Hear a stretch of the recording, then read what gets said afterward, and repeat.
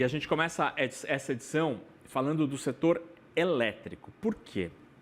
Porque nesta semana, mais curta por causa do feriado, o Congresso Nacional trabalhou. E trabalhou não necessariamente para uma coisa boa. Por quê? Foram derrubados vários vetos de textos de projetos relacionados ao setor elétrico, por exemplo, na lei das eólicas offshore. Esta decisão do Congresso Nacional pode custar ao bolso dos consumidores brasileiros, ou seja, você e eu, até 197 bilhões de reais ao longo dos próximos 25 anos. E se o custo da energia sobe, o preço é rateado, é dividido num papelzinho que chega todo mês na sua casa e na minha casa, que é a conta de energia elétrica. Sobre este assunto, eu converso com um advogado especialista em energia e sócio da Caputo, Bastos e Serra Advogados, Wagner Ferreira. Ontem nós conversamos aqui, Wagner, a conversa foi encurtada aqui por causa do nosso tempo. Prometi que a gente voltaria a conversar e cá estamos. Obrigado por nos atender novamente no dia seguinte a nossa conversa que foi encurtada ontem. Obrigado pelo tempo na tua agenda, Wagner. Eu queria começar a nossa conversa falando da derrubada dos vetos. O que isso representa para o setor elétrico? Quem ganha com essa história no setor elétrico? E depois eu queria te ouvir o que isso significa em termos de custos que serão repassados aos consumidores, sejam eles grandes ou os pequenos. Bom dia.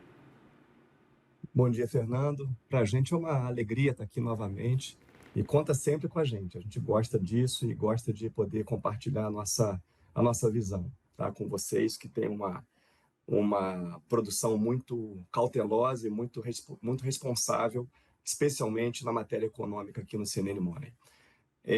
Bom, o PL das chamadas eólicas offshore, né? Ele foi muito discutido do ano passado para cá e, infelizmente, mesmo havendo, e é bom deixar isso claro para os telespectadores, para a gente ser justo também na medida das informações que se tem, né? Houve uma mobilização muito grande do setor de energia, da economia, de federações, confederações públicas e privadas, né? O próprio governo, que vetou os dispositivos que eram estranhos ao projeto de lei e que traziam custos ao consumidor de energia. Para se ter uma ideia do que a gente está falando, para quem não é do setor, o planejamento energético ele precisa de energia, né? E quem distribui a energia é a distribuidora que está conectada à sua casa. Essa distribuidora, por sua vez, está conectada numa transmissora, que, por sua vez, está conectada numa geradora, tá? Essas geradoras são as chamadas fontes de energia. Elas estão buscando, esse é um movimento que eu posso falar um pouquinho mais para frente, mas elas estão buscando uma movimentação, vamos dizer assim, extrasetorial, para conseguir as suas contratações, não pelos modelos ordinários, pelos modelos comuns de leilão público, para você ter uma energia eficiente, que são promovidos pelo poder concedente. Quem é o poder concedente da energia elétrica no país? É a União Federal. E por essas conversas que você, Fernando, ao abrir hoje esse jornal, né, esse nosso tempo, você falava sobre economia. Por que é importante a energia num país? Porque ela significa segurança, soberania, independência. Então, o Brasil ele é autossuficiente em energia, né? Ele produz a sua energia elétrica a partir de ativos de geração e o governo, né, ele executa esse planejamento setorial visando principalmente a segurança energética para as pessoas, certo? Bom, esse PL, então, das eólicas offshore, ele traz uma série de questões nele que obrigam o poder concedente a adquirir energias específicas, clubes de energia, por assim dizer. Então, você tem uma discussão e uma busca por uma compulsoriedade de compra de energias termoelétricas, de energias decorrentes de centrais hidrelétricas, energias decorrentes de eólicas e assim por diante. Por que que isso, e aí tentando te responder de forma mais ampla, por que que isso acontece hoje? Porque o planejamento setorial, ele até 10 anos atrás, ele era muito organizado e muito concentrado no poder concedente. O poder concedente tinha os órgãos vinculados, tinha a EPE, que é a Empresa de Pesquisa Energética, tinha o próprio Ministério, tinha o CNPE, que é um Comitê de Pesquisa Energética, junto com a ANEEL, formulava os leilões públicos para comprar a energia necessária para suprir a ausência de hidrelétrica, por exemplo. Ok? Isso foi mudando e esse jogo dentro do setor de energia foi saindo do poder concedente para essa estrutura organizada que nós temos e foi para o Congresso Nacional, porque os agentes privados deixaram de olhar, deixaram de concentrar suas forças no planejamento e foram buscar suas fortalezas no Congresso Nacional. E o fruto disso são esses jabutis, são essas questões que são colocadas em projetos de lei que estão não necessariamente coordenadas com o planejamento energético nacional. Ou seja, você de uma maneira muito clara, Wagner, deixa muito claro que o planejamento do setor energético, que é uma grande fortaleza do Brasil como nação ao longo das últimas décadas. É por isso que a gente tem, por exemplo, uma matriz limpa, porque isso foram decisões de décadas passadas, né? De Estado, de fato, não de governo. Inclusive, regimes democráticos, regimes não democráticos, na ditadura, tudo era meio convergente ali para a geração hidrelétrica, por exemplo. E isso eram decisões técnicas, por exemplo, do Ministério de Minas e Energia, do CNPE. E o que você está nos dizendo é que, ao longo dos últimos anos, boa parte deste poder decisório estratégico sobre o que o Brasil será daqui a 5, 10, 20 anos na energia, deixou de estar nos órgãos técnicos e passou a ser uma decisão política. E aí, diante disso, quem sai perdendo nessa história, Wagner? Bom, quem sai perdendo, primeiro, o Estado brasileiro, porque ele fica vulnerável do ponto de vista da segurança energética. Segundo, quem perde é o consumidor de energia. Porque essas contratações, eu não vou entrar no mérito se elas são necessárias ou não. Algumas são, outras não. A questão é, elas custam.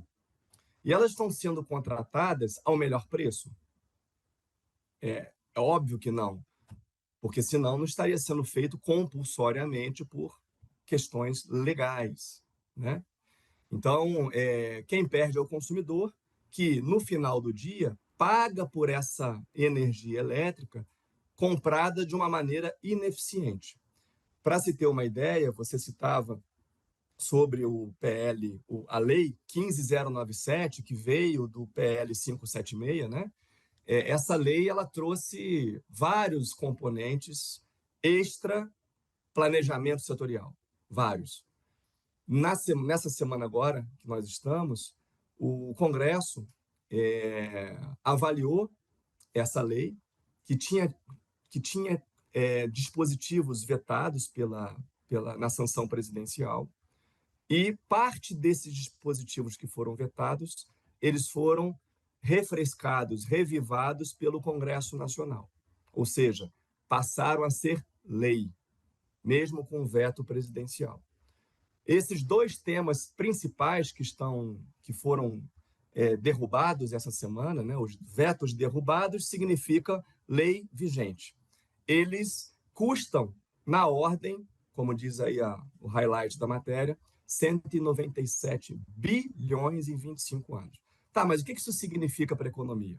Bom, ele significa custo de energia. Custo de energia está na indústria, está no serviço, está no desenvolvimento dos negócios. Consequentemente, a gente está falando a linguagem da nossa nação, né? Isso afeta tudo e a todos. Como é que se paga isso? Essa é uma outra discussão. 197 bilhões pago por todos os consumidores? Não. Ele é pago por parte dos consumidores. Uma parte relevante, mas a parte mais vulnerável na equação econômica. São aqueles consumidores considerados de baixo consumo e aqueles de médio consumo. Os de alto consumo, eles normalmente têm algum mecanismo de desconto sobre esses encargos de segurança energética e, consequentemente, não pagam esses valores. Isso significa, Fernando, sendo direto, conta de luz mais cara. Ou seja, o mercado cativo é quem vai pagar essa história, seremos nós, no papelzinho que chega todo mês debaixo da porta das nossas casas. E Wagner, é interessante porque depois da derrubada do veto, eu pensei muito, eu como jornalista, fiquei pensando muito sobre isso, né? Como a energia é absolutamente algo essencial para qualquer economia, para qualquer funcionamento da vida hoje, só que ela tem uma característica que é diferente. Por exemplo, se eu vou lá comprar um telefone celular, né? O telefone celular, eu posso decidir a marca X, Y, sistema operacional Android, sistema operacional iOS, são marcas, são preços diferentes para o mesmo fim, que é eu ter uma linha telefônica, dá até para falar aqui, dizem, né, nesse negócio, uso ali a internet, uso as redes sociais, mas tudo isso dentro de uma coisa que eu, consumidor, posso escolher. A energia elétrica, especialmente pensando no mercado cativo, é um negócio que você só aperta o botão e ela chega. Agora, de onde ela vem, não dá para saber. E quem está decidindo isso, como o Wagner mencionou, não são mais os técnicos, os engenheiros elétricos, as pessoas que pensavam o Brasil daqui a 10, 20, 30 anos. Não. São deputados, são senadores que são legítimos, estão lá com o voto de maneira legítima e verdadeira, mas eles podem estar decidindo com base em interesses que não são os técnicos, por exemplo, de ter uma energia eficiente, de ter uma energia barata, de ter uma energia socialmente, ambientalmente respeitada ou com que respeite o planeta. Diante disso, Wagner, eu queria te ouvir sobre o que daria para fazer, porque o Palácio do Planalto emitiu informações ao longo dos últimos 2, 3 dias de que os ministros estão conversando para a edição de uma medida provisória para tentar minimizar o impacto da derrubada deste veto. Há instrumento legal para o Executivo tentar reverter esta decisão do Congresso, que é soberana? Se sim, como poderia ser isso? Bom, há instrumentos legais para isso. Você tem uma ação chamada ação declaratória de inconstitucionalidade, que ela tem um escopo bastante amplo, ela é bastante abrangente e ela poderia servir como instrumento para questionar, né? Eu faço uma conexão com o que dispõe a Lei Complementar 95, de 1998. O que essa lei fala? Ela define quais são os critérios, quais são os requisitos, quais devem ser as melhores formas de um projeto de lei. Ela é como se fosse um manual de como construir um projeto de lei. Se a gente observar esse manual, a gente vê, assim, numa leitura muito superficial, que muitas coisas não foram observadas, né? E eu quero fazer um parênteses, Fernando, sobre a questão que você falou, né? Que hoje o Congresso ele decide as questões do setor. É verdade. Eu trabalho muito no Congresso Nacional, tenho um profundo respeito àqueles que estão ali buscando praticar a boa causa para o país prosperar. Agora, quem mobiliza o Congresso Nacional, a gente não pode esquecer disso, são os investidores, são os agentes de mercado. O Congresso Nacional não se movimenta se não houver ressonância, não se movimenta se não houver uma pauta específica. A questão maior que está por trás disso, para resolver, né, qual é a minha sugestão para resolver, é o equilíbrio de forças.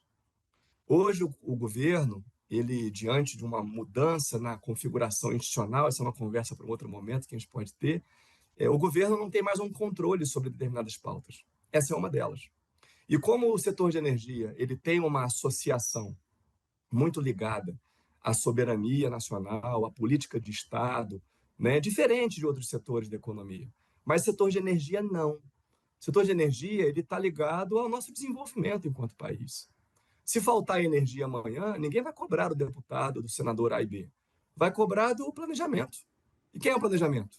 É o Estado brasileiro, que tem órgãos bem definidos e tem técnicos, Fernando, maravilhosos, pessoas que estão nesse mercado há 50, 60 anos e possuem um conhecimento assim único e que dá gosto de ouvir e aprender com todos eles. Então, o problema não é falta de técnica. Nós temos bons elementos, boas avaliações, uma governança setorial instituída que custa aos brasileiros. Eu quero falar sobre isso.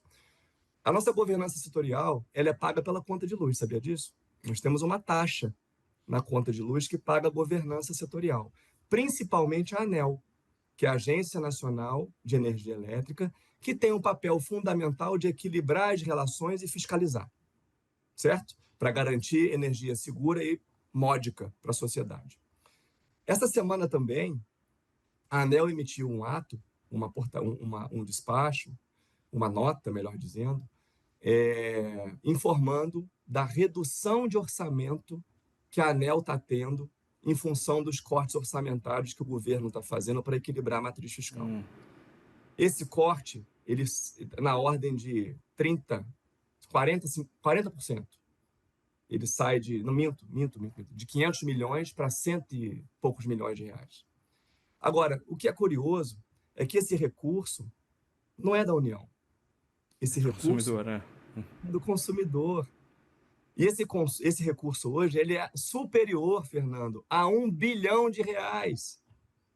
E a ANEEL, com essa medida, ela fica extremamente vulnerável, porque possui técnicos muito especializados, uma equipe muito qualificada, num setor dinâmico, com geração distribuída, com vários desafios, com modernização do setor, com questões ambientais relevantes, com questões tributárias que vão mudar na conta de luz dos brasileiros, começa agora, em 2026, a ser testado. Então, você tem a questão da resiliência climática, de um novo estudo que aprimore as redes elétricas para as crises extremas de temperatura e de clima que nós estamos tendo. Então, no momento em que eu mais preciso do recurso para ter uma agência independente que converse com o Estado, eu fragilizo ela, reduzo ela, ela inclusive vai deixar de ter atendimento de ouvidoria para poder cumprir o orçamento que foi concedido, que foi glosado, que foi bloqueado. Então, isso é muito grave. E isso conversa com o que eu falei antes, desse equilíbrio institucional que desequilibrou nos últimos 4 anos. Sim. Wagner, só para a gente terminar a nossa conversa aqui, interessantíssima.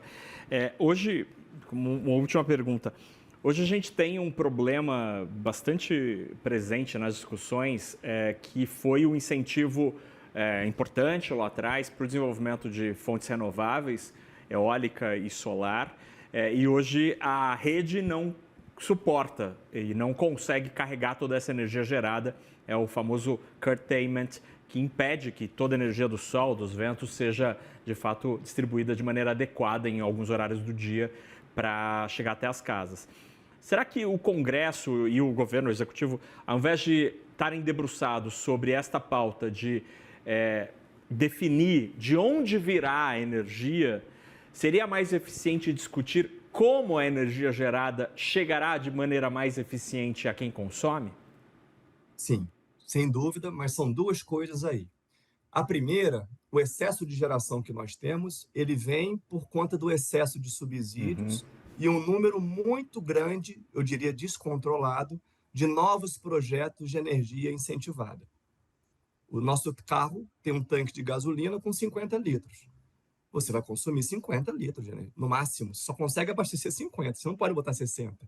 Os 10 você vai desperdiçar. O que está acontecendo com o setor elétrico hoje é isso. Eu tenho uma carga de 250, 300 gigas e tenho uma geração muito superior a isso. Esse é o problema.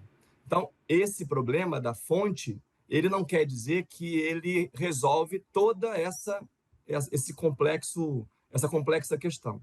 Do outro lado, Fernando, essa fonte renovável, incentivada, ela não traz segurança energética. O que é segurança energética? Vou dar um exemplo simples. Você vai na sua casa, aperta a tomada assim, ó, puff, o interruptor.